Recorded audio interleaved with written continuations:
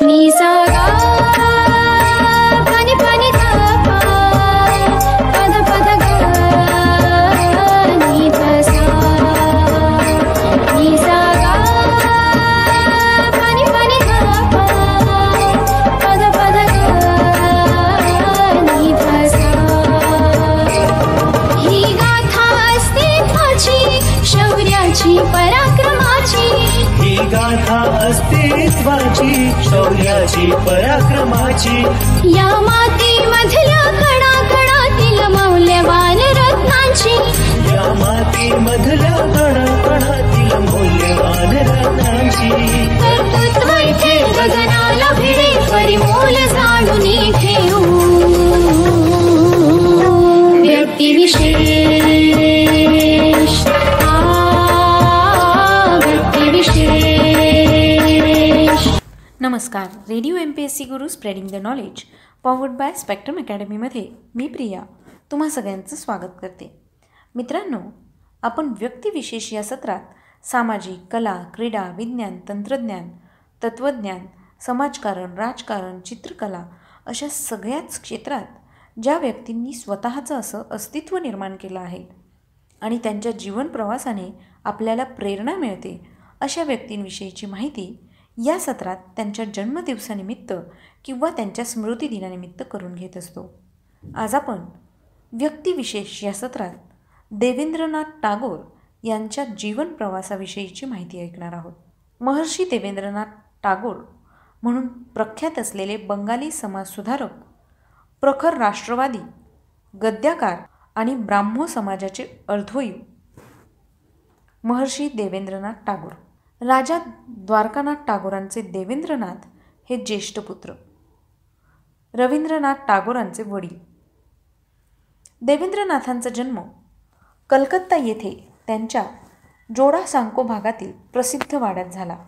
द्वारकानाथ टागोर हे देवेंद्रनाथ टागोरांचे वडील राम मोहन रॉय यांचे सहकारी होते. लहानपणीच देवेंद्रनाथांना राजाराम मोहन रॉय यांचं सानिध्य लाभलं. बालवयात तसेच किशोर वयातही ते राम मोहन रॉय यांच्या विद्यालयात शिकले. बुद्धिमान विद्यार्थी म्हणून त्यांची विद्यालयात ख्याती होती. त्यांचे महाविद्यालयीन शिक्षण कलकत्त्याच्या हिंदू महाविद्यालयात झाले. राम मोहन रॉय यांचे कनिष्ठ पुत्र देवेंद्रनाथां सहअध्यायी होते. राम मोहन रॉय यांच्यानंतर देवेंद्रनाथ ब्राह्मो समाजाचे अर्धोयू बनले व त्यांनी समाजाच्या कार्याला उत्कृष्ट वळण दिले. शिक्षण प्रसार व लोककल्याणकारी कार्यात देवेंद्रनाथांनी आपले सर्व जीवन वेचले. 1832 सर्व तत्व दीपिका सभा, 1839 तत्वबोधिनी सभा, 1846 हिंदू हितार्थी विद्यालय, 1851 समाज उन्नती विधायनी सहृदय समिती, नॅशनल असोसिएशन इत्यादी संस्था देवेंद्रनाथ टागोर यांनी स्थापन केल्या आणि त्याद्वारे धार्मिक, सामाजिक, राजकीय, शैक्षणिक जागृती केली. हिंदू महाविद्यालयाच्या कार्यकारी समितीवर असताना त्यांनी अनेक समाजोपयोगी कामे केली. बोलपूर येथील ब्रह्मचर्याश्रम देवेंद्रनाथांनी स्थापन केला होता. रवींद्रनाथांनी पुढे त्याचे रूपांतर जगप्रसिद्ध शांतिनिकेतनमध्ये व नंतर विश्वभारतीमध्ये केले. पाश्चात्य संस्कृतीच्या नव्या झगझगाटाच्या वातावरणात देवेंद्रनाथांनी भारतीय सनातन अध्यात्माची प्रतिष्ठा मानून स्वतःच्या विचाराने व आचाराने तिचा पुरस्कार केला. राम मोहन रॉय यांनी सुरू केलेल्या ब्राह्मो समाजाच्या कार्याला त्यांनीच यथोचित वळण दिले. 1840 तत्वबोधिनी पत्रिका ह्या ब्राह्मो समाजाचे मुखपत्र असलेल्या मासिकाद्वारे बंगाली गद्याच्या वाटचालीस त्यांनी गती देऊन मोठाच हातभार लावला. भारदस्त वैचारिक गद्य लेखनाची परंपरा बंगालीत या पत्रिकेने सुरू झाली. या पत्रिकेचे पहिले संपादक अक्षय कुमार दत्त होते.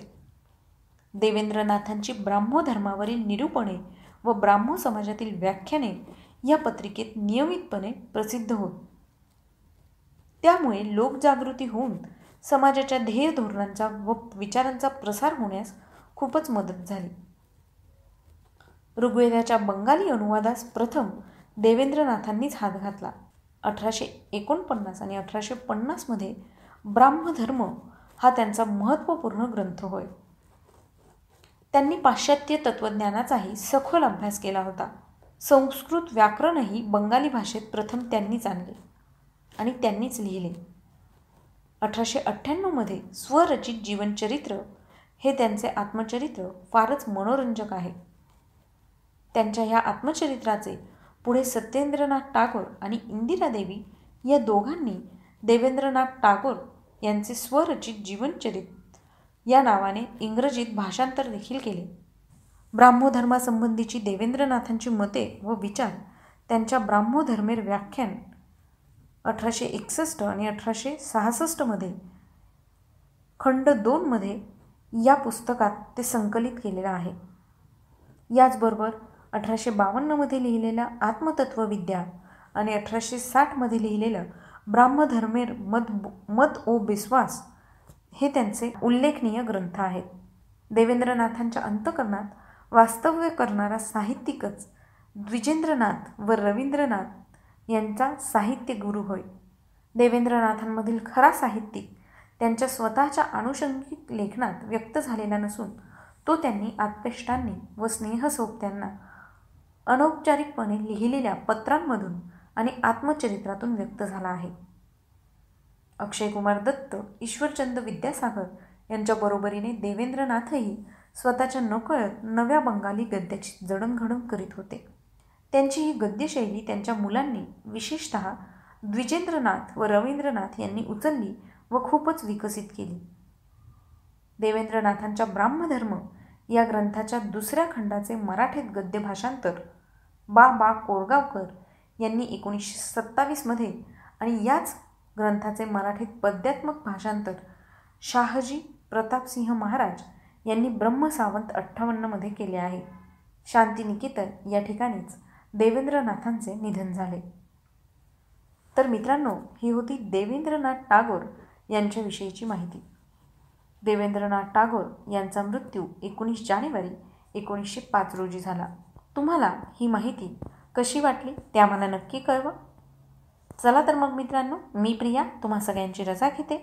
पुन्हा भेटूया उद्याच्या व्यक्तिविशेष या सत्रात एका नवीन व्यक्तीचा जीवन प्रवास ऐकून घेण्यासाठी. चला तर मग तोपर्यंत ऐकत रहा radio MPSC Guru, spreading the knowledge, powered by spectrum academy.